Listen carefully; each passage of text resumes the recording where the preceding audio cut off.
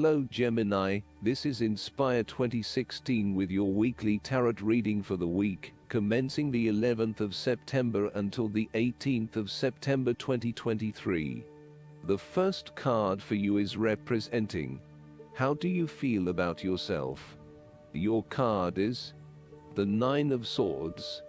Your experience of the world is greatly influenced by our expectations, desires, and fears, and therefore you are largely the creator of your own world, and your attitudes determine how you experience that world. The Nine of Swords can also reflect fear of the future, or what may possibly happen in the future. If you allow yourself to be bound by fear of the future, you are at risk of eventually creating a negative reality for yourself by virtue of your expectations. Your nightmare becomes your self-fulfilling prophecy, which is clearly not a desirable outcome. Generally, this card is an indication that you are worrying excessively about a situation. You are literally being kept up at night because you are so anxious about a particular issue. It is possible you are working yourself up unnecessarily, and, if you were to look at the situation more objectively, you may come to realize that it is not as bad as you are making it out to be.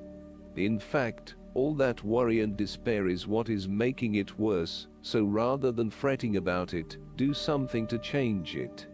Although most people experience fear, frustration, and uncertainty at some point in their lives, you should not allow those negative emotions to immobilize you or keep you from pursuing your goals with enthusiasm and hope. Expect at least some level of uncertainty in the future, and draw upon your inner strength to remain as flexible and adaptable to that uncertainty as possible. The Nine of Swords can also indicate that you are being incredibly hard on yourself, putting yourself down or engaging in negative self-talk. For every mistake you make, you blame yourself and become worked up and angry at yourself for messing up again. So, ask yourself why you are being so hard on yourself. How are you putting yourself down, or what is the source of your depression? What can you do to make yourself feel better? The second card for you is representing, what do you want most right now?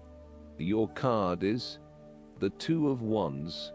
What do you want most right now is to take your idea and turn it into a feasible plan that you know will lead to your success.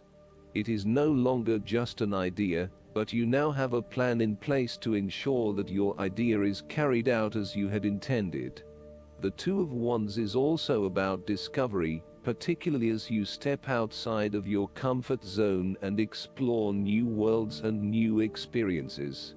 It may take some courage to take the first step, but this card gives you the confidence of self-knowledge. You know what your goal is, what your creative process is directing for you, and you are confident in its eventual fulfillment. The Two of Wands indicates that you will begin to consider your longer-term goals and aspirations, and will plan ahead for what you need to do to achieve these goals. You have already come so far, but now you feel it is ready for a change, this time with your long-term future in mind. You may be considering overseas travel, further education, or a major career change at this point, in order to expand your learning and development, and to grow your horizons beyond your immediate environment. With careful planning and a moderated approach, you will set yourself up for success in the future. The twos in tarot often represent decisions of some sort. In the case of the Two of Wands, you are making a decision between sticking with what you know, or expanding your horizons and taking a risk. You know that the world has to offer you something bigger or more meaningful, yet you are also aware that in order to maximize on this opportunity, you must leave your familiar grounds. Even though you have already invested a lot into your current circumstances, for you to be able to grow and to maximize your potential, it is imperative that you step out into a new world and explore your options. This card shows the patience and focus of your intent.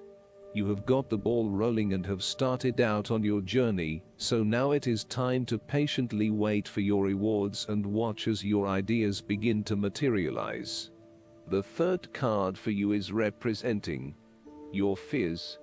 Your card is the Nine of Pentacles. You are afraid of financial setbacks, or you have experienced a loss due to unwise decisions or foolish actions. Your foundations may be about to give way. If they do, learn from your mistakes and build a more solid and secure foundation next time. The Nine of Pentacles can also indicate an overinvestment in work. You are working long hours at the detriment of your personal life. This is a good time to return to a natural setting, e.g. a forest, beach, mountain or lake, to restore your energies and rejuvenate yourself. You may need to release some of your focus on needing to sustain particular income and a particular standard of living, especially if this is coming in the way of other life priorities, such as family or relationships. You may think you need the best of everything, but really, all you need is your family and loved ones around you. Do not be afraid to take a cut to your income for a short time, or to reduce your hours at work, even if this means that you have to eat rice and beans each night for a week to make up for it.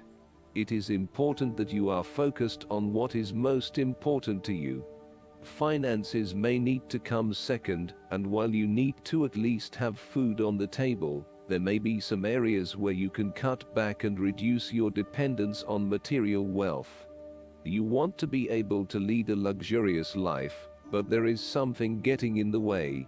For example, part of you knows you deserve a beautiful home, but another part of you doubts yourself and whether or not you can truly afford it, or whether you are going too far and splurging.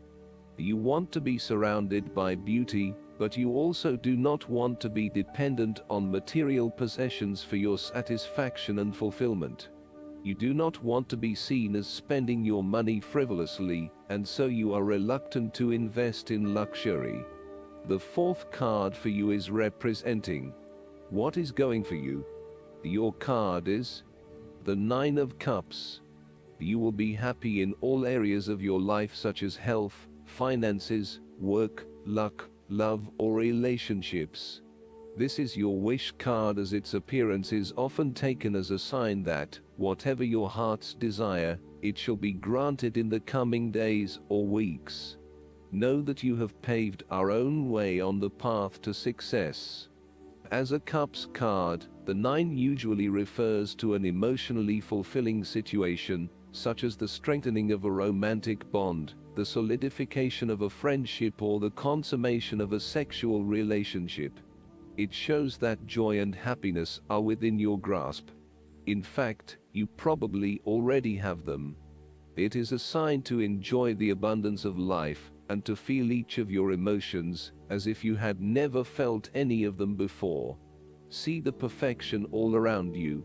The Nine of Cups is also about counting your blessings, living in the moment, and enjoying the good things that life has to offer. Start or end every day by creating a mental list of the 3 things you are most grateful for. You will find that over time, you indeed have a lot to be happy about, and it may increase your feeling of deep contentment and fulfillment. The Nine of Cups represents stability and advancement. This card signals delight and pleasure, contentment with what you have accomplished so far, and forms a steady foundation for the future. Your worries are all in the past, and you can look forward to a bright future. The man in the Nine of Cups also appears to have a certain smug look on his face. Indulge yourself in knowing that you have worked hard to get here, and you have achieved the results you had hoped for.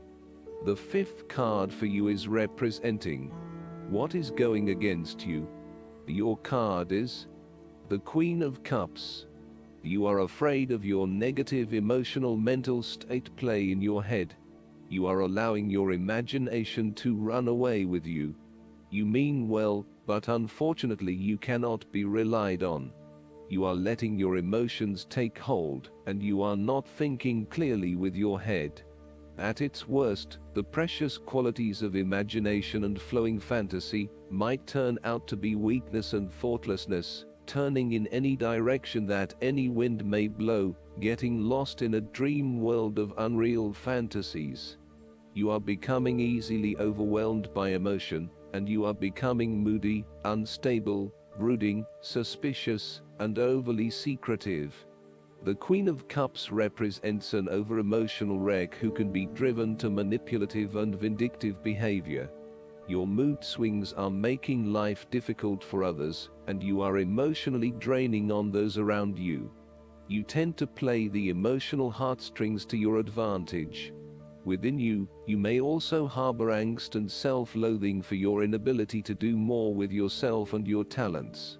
This card heralds a time when separating the emotions from any sense of sensibility may be difficult. Strong emotions may seem to take all parties on a roller coaster ride. Within projects, jobs, or workplaces, all members may feel their emotions are a little frayed from stress. With this in mind, the Queen of Cups also warns against entering into any agreements with those who seem to play on your sense of guilt or pull on your emotional heartstrings, for they may not be what they seem. The Queen of Cups can indicate an over-reliance on other people's emotional responses, which may result in a codependency type relationship. You may want to examine your current relationships. Is there codependency? Are you giving too much of yourself and not getting anything in return? This queen nurtures for the sake of inducing dependency and places undue importance on being in a relationship, no matter what its quality. There could also be a tendency towards having too many expectations from your partner. The last card for you is representing the likely outcome that you may have. Your card is the Two of Cups. There will be a beautiful start to a new romance in which you experienced understanding, harmony and deep love between two souls. The seed has blossomed into a tree of appreciation. Kindness and thoughtfulness will bind your two hearts together with the feeling of being simultaneously very special to one another. This card can also refer to marriage, proposals and engagements, particularly as this card portrays what looks like a wedding or hand fasting. It is a reflection of commitment between two individuals to say that they will go through life together, always considerate of each other's needs and wishes. This card typically points towards a relationship that is based on mutual attraction and romantic inclinations. It reflects the clear, nurturing, supportive and heartfelt exchange of emotions that is the gift of a romantic relationship. The Two of Cups represents love that is nurturing, creative, clearly focused, inspirational and equally fulfilling. Outside of love, the Two of Cups reflects a partnership of sorts, be it a business partnership, friendship or even a relationship between a person and their pet. On first glance, the Two of Cups shares a similar message to the Lovers. However, the energy of the Two of Cups is slightly weaker than the Lovers card. Whereas the Lovers is the reunion of two complete beings, the Two of Cups is a less mature union, that, stable as it may seem, does have the potential to come undone over a longer period of time. So, while the union is strong now, it is not clear whether the relationship shown by the Two of Cups can stand the test of time. Only the two people involved can decide that. Despite the focus on the two beings shown on this card, the Two of Cups also points to what is happening within the individual. To be truly loved, deeply treasured and valued highly by others, you must first and foremost strive to create those feelings for yourself. That is, when you work toward loving yourself, you hold your inner spirit in high regard, treating it with deference and deep respect. When you see yourself in this positive light, other people cannot help but respond to your personal sense of value in an equally positive manner. Last but not least, the guidance card for you is the Death. This marker portends a time of transformation, a total change of attitude, the death of the old. Regardless of how death presents itself, It is a necessary aspect of all things. Always remember the phoenix that rises up out of its own ashes to soar in the wind, renewed, filled with life. Death is the winter of things, part of the cycle of life. When you receive this marker, you are reminded that all things have their season. Take courage, for in surrendering to death, in time you will be blessed with extraordinary new life. Rejoice, for that which dies fertilizes and fortifies the new. Endings always point to fresh beginnings. I hope that you enjoy everything, and if you like the reading, just please click subscribe and you will get instant notifications every time we publish a new video right to your YouTube. Thanks.